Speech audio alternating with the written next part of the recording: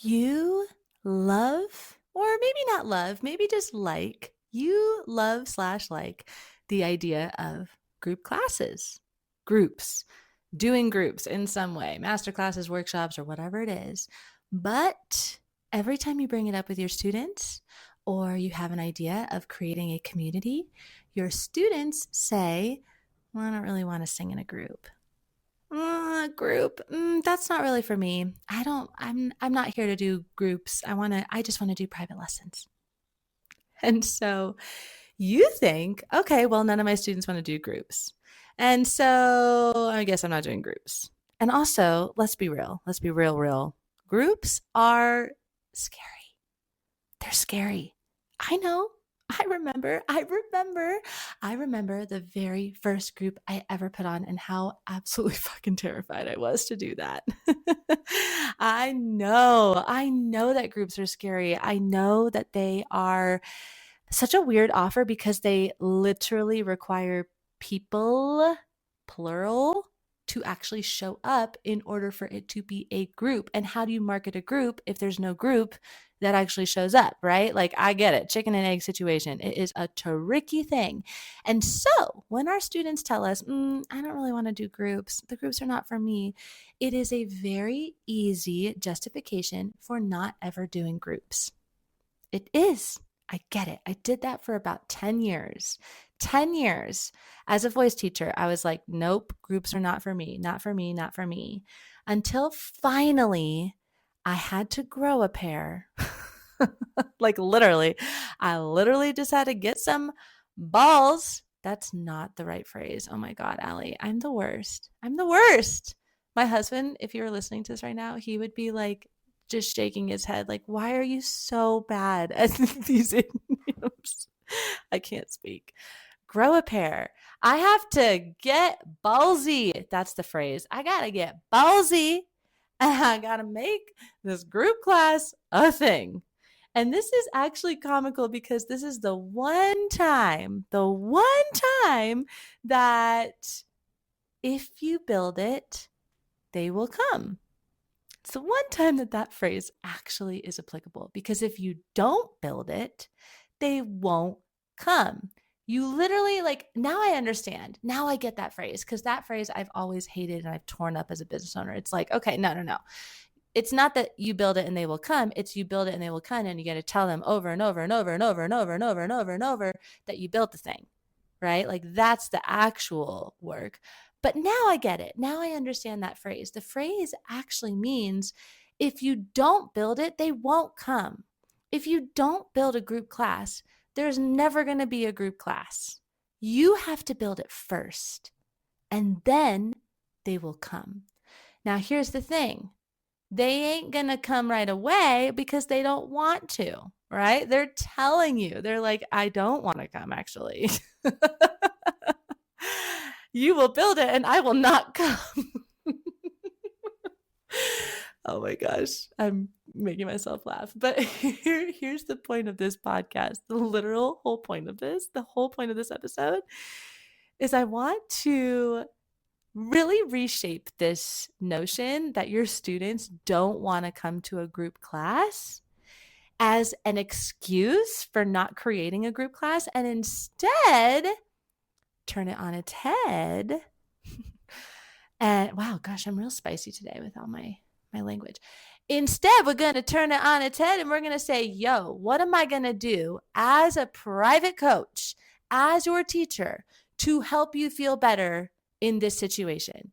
What am I going to do to help you feel better singing in a group? Because that, my friend, is the invitation.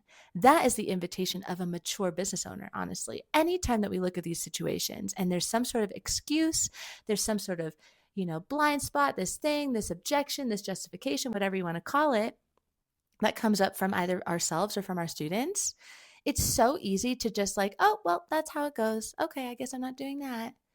And instead, the real maturity is going, well, wait, where's the invitation here? Where is the opportunity? Because the opportunity, and this is a big one, which is why I wanted to create an episode on this. This is so important for voice teachers specifically. It is so important for our students to learn how to sing with other people. Like, let's be real. What a gift. What a gift.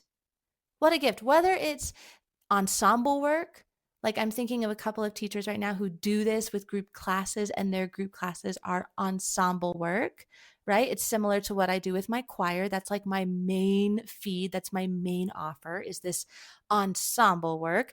But also you could go in the realm of just getting on a Zoom call and being seen and being heard by other people, not just you, the voice teacher, right? But being held and supported and seen and understood and heard in front of other people, with other people, that is so powerful. What a gift to your students.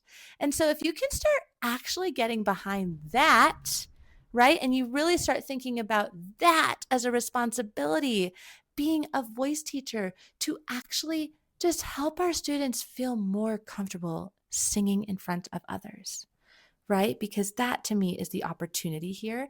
And especially because if you are not doing groups of any kind, you will not scale.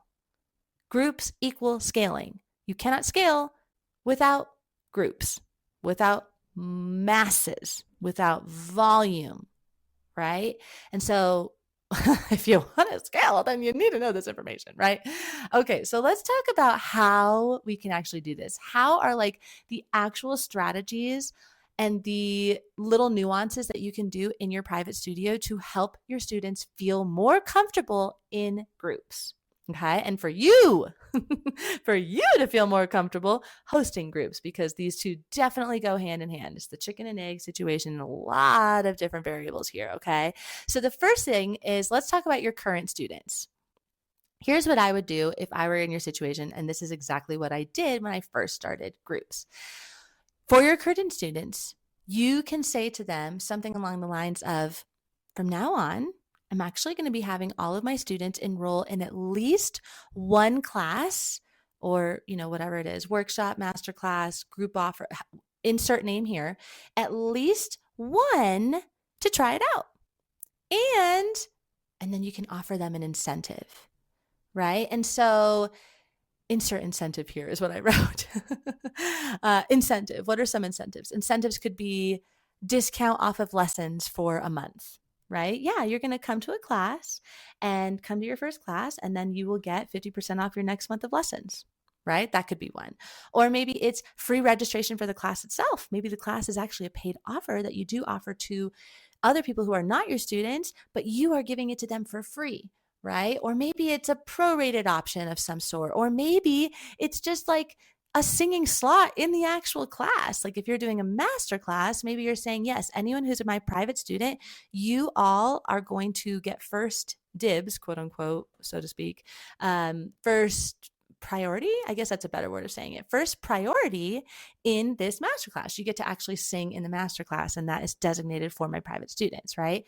And there's a lot of ways to talk about incentives, and it's all very much dependent on your students and your audience. And so that's why podcast episodes are so funny to record, because if we were doing one-on-one coaching, or if you were on the Voicepreneur group call, which is why this whole conversation started, is because someone came on the call and asked this exact question, then we can actually really dig deep into, okay, well, who is your audience? Who are your people? What is your relationship like with your students? Like what types of incentives would they like, right? And we can get into the nitty gritty of that. But all of that to say, that would be a way that you can address your current students. You basically say, hey, this is what we're going to do. Every student is going to enroll in at least one to try it out. And then you will get a blah. Some sort of incentive, right? Now, for your incoming students, the people who are coming in, you might say something along the lines of group workshops, or whatever that offer is, again, like name of it here, are a part of our experience here at, and then name of your business, right? And then you would say all students will enroll in at least one class. And so what you're doing here is you are creating a logistic inside of your service that says you need to come to just one. Just try it out, right? And honestly, like this is exactly what I do with my choir. because I know my audience. And that's why knowing your audience is so freaking important. You create offers and logistics in ways where you can meet them halfway. You can teach them, you can help them grow, you can help them evolve, you can teach them a language of your offer and your business and your brand. You can teach them a culture of your business and your brand. So for the culture of my choir, the culture is, well, you show up and you commit and you sing, right? But in order for me to actually create that culture with an audience of people who do not audition for this choir, right? For anybody and everybody. Like, this actually is language that this applies to. It's an all voices choir. In order for me to do that, I need to create something like drop-in classes in order for them to feel it out, right? And that's why I say singing is so different and nuanced than any other business, because it is so fucking vulnerable and people need to feel it out. And so you think about that as a logistic and you go, all right, well, if people are scared, if my students are scared to try out a group class, then I got to create some sort of logistic that says, no, just try it. Here, you actually have to try it. Like, literally, this is a requirement to be my student, right? And you don't have to use that language, but like that's how you're essentially thinking about it. Now, here's the best part. They come and try it and they love it, right? And a lot of those fears collapse in that one quote unquote trial session, in that one drop-in, in that one class. The ROI that I get in my choir because of offering drop-ins is so high, because people come in, they try it out and they're like, wait, this is awesome. I love this. Sign me up. Right? But they ain't going to be investing almost $400, which is what it costs to be in my choir. They're not going to invest that if they're not going to try it first. And so think about group classes being the exact same way. You are helping them by actually offering this logistic in this way, get comfortable enough to show up to a class and then try it out for themselves. And here's the other thing, we can have a relationship with our students that is very deep. I have found that all of my students, I can't even think of a single student that I did not have some sort of deep conversation with. Like, that's the intimacy of voice lessons, right? It's just part of being a great voice teacher. And so don't be afraid to talk to them frankly about their fears around groups. If they say to you, well, I don't sing in groups. That's not for me. I don't really want to do it. Ask them why, right? Ask them why. Be like, oh, well, I mean, I understand. Like, I'm not going to pressure you into anything, but why not? What's the problem? Right? Like, what are you afraid of? And if you can really get frank about their fears around groups, this is also a beautiful teaching opportunity, because now you get to address the mindset component around singing, right? The mindset component around using your voice publicly, whatever the obstacle is that is keeping them from actually expressing themselves. This is why I love my brand, The Whole Voice, so much, and why it has stuck with me for almost 10 years, because it's not just about singing. It is about your inner voice. It is about your body reaction to your voice. It's all connected. The voice is part of our body. And so if we think the thoughts that, oh, I can't sing in front of groups, I'm bad at this, people are going to judge me, blah, blah, blah. Beautiful. What an amazing opportunity to dig deep into that and really talk about the mindset of that. Can we give you small exercises to help you feel comfortable with your voice, to love your voice, to express your voice, maybe in situations that aren't a group, before trying a group, right? Like, this is where my mind goes. It's like, okay, like, I've had this student. Of course I've had this student. I've had many of these students, dozens of these students that say to me, oh, groups are not for me.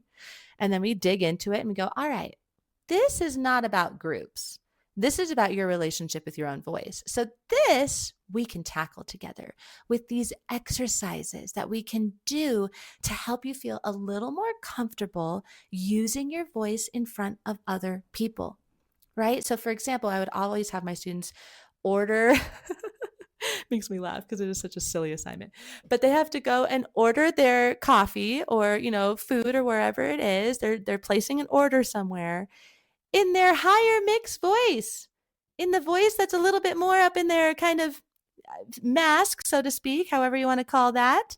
And it feels very uncomfortable for a lot of them, most of them, but they do it, right? And that is inadvertently a way for them to practice using their voice in a different register or in a register they may not feel comfortable in public, right? Or another one could be just singing on camera. Put in a video camera in front of your face and singing on it. And then, oh my God, what if you posted it? What if you shared it, right? Like that's a practice that they can do that helps them feel a little more confident sharing their voice in front of other people to prepare them for a group class. Do you get what I'm saying here? I really, really hope that you are just starting to get some ideas. Like that's my favorite part about this work is just the absolute endless amount of ideas that we can help our students in this way. It's not just about singing, and it never has been. This is so much bigger than that. And so, here's another one I just thought of. I can't go without saying it because it just popped into my head. But this is another one I used to do. That was another really good one. Group lessons, right? Just combining your students together for a lesson. Like take 2 of your students and put them together and do one lesson, or put 3 of them together and do one lesson, right? Sometimes that's even scarier in a lot of ways. And then also exercises in the group class itself. That is a huge, huge part, which deserves its own episodes. I mean, it deserves its own course, how to do groups in general. But the exercises that you actually do in your class, right? The icebreakers, the way that you help everybody feel relaxed and feel safe, that's a huge component to this as well. Just remember this, my friend. Your current students do not determine your future vision. Hold that close in your heart. Repeat it after me. My current students do not necessarily determine my future vision. It's a really big one. If you want to do groups and you want to scale, if you just want to do one class, your first class, do it. This is your invitation to do it. Take messy action. Teach your students how to feel comfortable. Do it in your logistics. Do it in how you teach, right? Talk about it with them. Listen to this whole episode again. You got this, my friend. I really want to encourage you to think outside the box and actually take the action to do it. And do not let your students trip you up. Okay? Everything, every excuse, every trigger, any type of challenge is an opportunity. And this topic was just one of the many topics that was covered on today's Voicepreneur group call, which is why I had to do an episode about it, because I was like, damn, this is so good. And I know so many people are going to resonate with this. But if you want the nitty gritty, if you want to be seen in your business, you want the support of other voice teachers, you want to go deeper on, well, how do I even make a group class, right? Like all of the logistics, all of the ways that you can actually scale your teaching business, because there's so much in this online business puzzle, then you got to come and join us inside of the Voicepreneur program. It truly is the place to be. All right, my friend. Have a beautiful rest of your day, and I cannot wait to see what you do with your group class.